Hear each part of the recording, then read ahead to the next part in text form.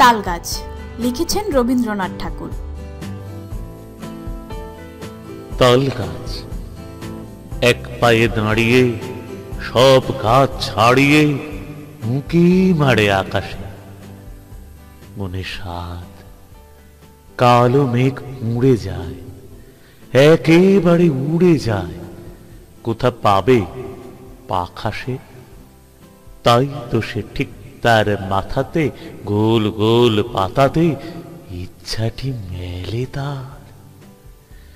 মনে মনে ভাবে বুঝি ডানায় উড়ে যেতে মানানে, বাসাখানি ফেলে তার।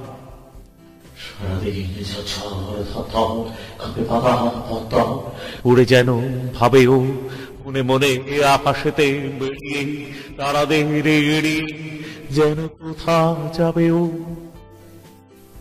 তারপরে হাওয়া যেই নেমে যায়, পাতা কাঁপা থেমে যায়, ফিরে তার মনটি যেই ভাবে মাঝে হয় মাটি তার। ভালো লাগে আর বার পৃথিবীর কোনটি।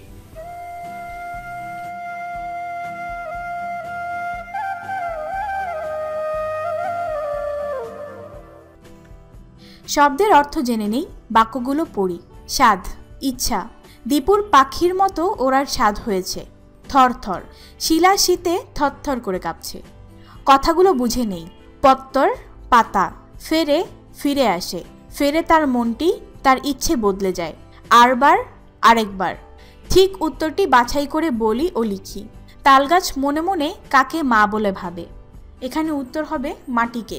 তালগাছের মনে কি ইচ্ছে জাগে? এখানে উত্তর হবে কালো মেঘ ফুরে উড়ে যাবে। তালগাছের ইচ্ছে কখন বদলায়?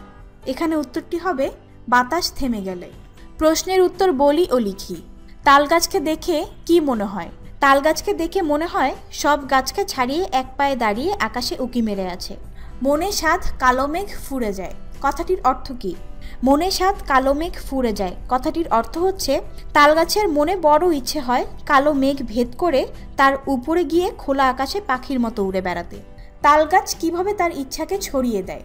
তালগাছ সব গাছকে ছাড়িয়ে মাথা উঁচু করে দাঁড়ায়, গোল গোল পাতাগুলো ডানা মনে করে এবং থরথর করে কাঁপিয়ে কালো মেঘ ভেদ করে উপরে উঠতে চায়। এরপর খোলা আকাশে উড়ে বেড়ানোর ইচ্ছেকে ছড়িয়ে দেয়। তালগাছ পাখা চায় কেন? তালগাছ সব গাছের চাইতে বড়, কিন্তু তালগাছ উড়তে পারে না, কারণ উড়তে গেলে পাখির মতো পাখা দরকার। সে কারণে তালগাছ পাখা চায়। ডান দিক থেকে ঠিক শব্দ নিয়ে বাম দিকে কবিতার শূন্য জায়গা পূরণ করি। তালগাছ এক পায়ে দাঁড়িয়ে সব গাছ ড্যাশ, সব গাছ ছাড়িয়ে। তারপরে হাওয়া যেই নেমে যায় ড্যাশ ড্যাশ থেমে যায়। পাতা কাপা থেমে যায়। যেইভাবে মাঝে হয় মাটি তার ভালো লাগে ড্যাশ, ভালো লাগে আরবার ড্যাশ কোনটি, পৃথিবীর কোনটি। নিচের শব্দগুলো দিয়ে বাক্য তৈরি করি। পৃথিবী, পৃথিবীতে মানুষ বাস করে। স্বাদ, আরিফের গাছ লাগানোর স্বাদ। মনে মনে, রুমি মনে মনে দেশ ভ্রমণ করে। ডানা, পাখি ডানায় ভর করে আকাশে ওড়ে। মাটি, বাংলাদেশের মাটি উর্বর। তালগাছ কবিতার প্রথম 12 লাইন মুখস্থ লিখি, কবিতাটি আবৃত্তি করি।